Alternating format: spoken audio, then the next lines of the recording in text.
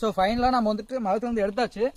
இந்த கத்தி மட்டும் பார்த்தீங்கன்னா நமக்கு எவ்வளோ தேன் வந்துட்டு கிடைக்குன்னு பார்த்தீங்கன்னா குறைஞ்சபட்சம் ஒரு 3/4 கிலோ அளவுக்கு வந்துட்டு இருக்குங்க. ஏன்னா இது புதுக்கூடு உள்ளே வந்து பார்த்தீங்கன்னா உள்ள தேன் சிந்தி இருக்குது.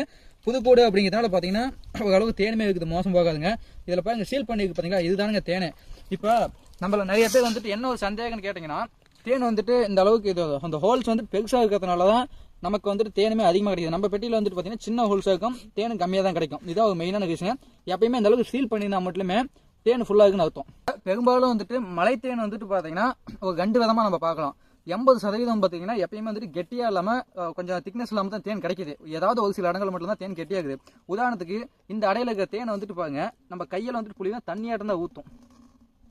பார்த்தீங்கன்னா தெரியும், ரொம்ப ஒரு திக்னஸே இல்லாமல் நம்ம அந்த தேனையே வந்துட்டு புளிஞ்சாலுமே ஒரு தண்ணி போல தான், இந்த அளவுக்கு தான் வந்துட்டு திக்னஸ் இருக்குங்க. இதுதான் வந்துட்டு நேச்சுரலாக வந்துட்டு நம்ம தேனை எடுத்தாலுமே இப்படி தான் வந்துட்டு இருக்கும்.